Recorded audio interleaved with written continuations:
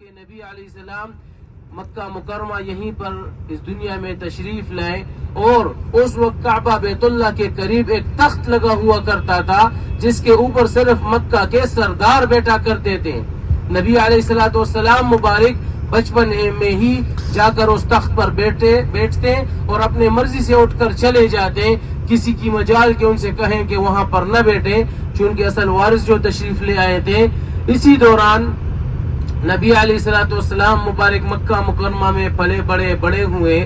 جب عمر 40 سال ہوئی، نبوت ملی، تو نبی علیہ السلام صفا کی پہاڑی پر گئے، وہاں پر کھڑے ہوئے، تمام کفار اور مشرکین مکہ کو اکٹھا کیا اور مکہ کے لوگ ان کو صادق اور امین کے لقب سے پکارا کرتے تھے، کیونکہ نبی علیہ السلام انہوں نے اپنی زندگی مبارک میں کبھی بھی جھوٹ نہیں بولا۔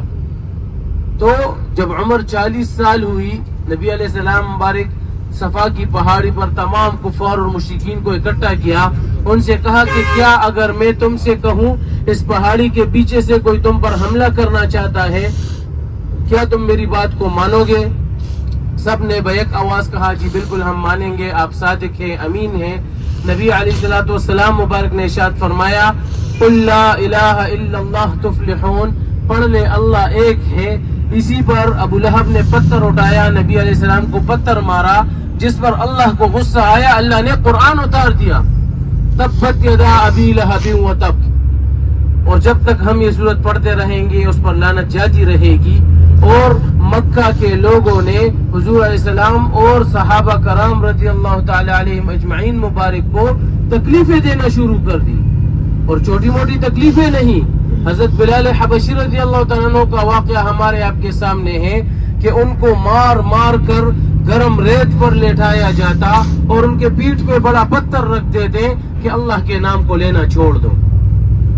دیکھیں حضرت حبیب رضی اللہ تعالیٰ عنہ فرماتے ہیں کہ ان کو مار کر گرم انگاروں پر لٹایا جاتا، یہاں تک کہ ان کے خون اور چربی سے وہ انگارے بجھ جاتے۔ ہمیں دین ملا ہے ہماری ماں کی گود میں، جس گھرانے میں آنکھیں کھولے مسلمان گھرانہ، پلے بڑے ہوئے مسلمان گھرانہ، تکلیفیں برداشت کی حضور علیہ السلام اور صحابہ نے۔ تو اسی دوران مدینہ منورہ سے ایک وفد آیا جس میں تقریباً 72 مرد اور 2 عورتیں تھی۔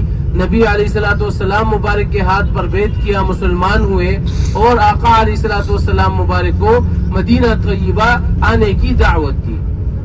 صحابہ پہلے سے ہی اجازت طلب کر کے مدینہ منورہ ہجرت فرما لیے تھے۔ جب حضرت سیدنا ابوبکر صدیق رضی اللہ تعالیٰ عنہ جب انہوں نے اجازت طلب کی تو نبی علیہ السلام نے فرمایا کہ آپ انتظار کریں، عنقریب آپ کو ایک ساتھی ملنے والے ہیں۔ وہ گئے، انہوں نے ہجرت کی تیاری کی۔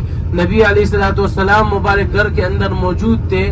مکہ کے جو کفار اور مشرکین لٹیرے بدماش تھے، انہوں نے نعوذ باللہ نبی علیہ السلام کے سر مبارک پر 100 اونٹوں کا انعام رکھا کہ جو نعوذ باللہ نبی علیہ السلام کو قتل یا شہید کرے گا اس کو 100 اونٹ انعام میں ملیں گے۔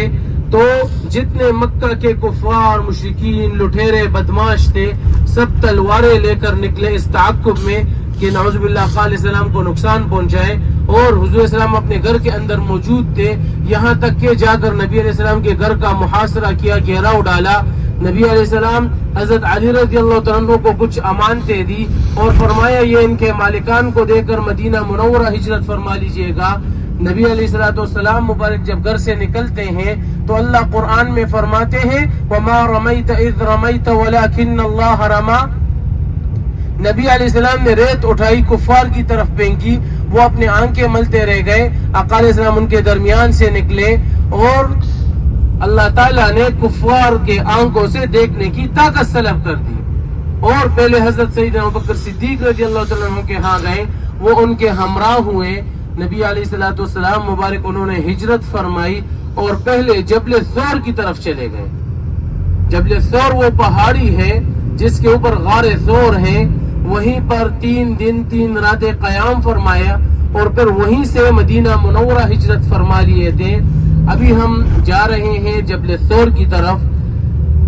یہ پہاڑی بہت بڑی پہاڑی ہے۔ نبی علیہ السلام اور ابوبکر صدیق رضی اللہ تعالیٰ عنہ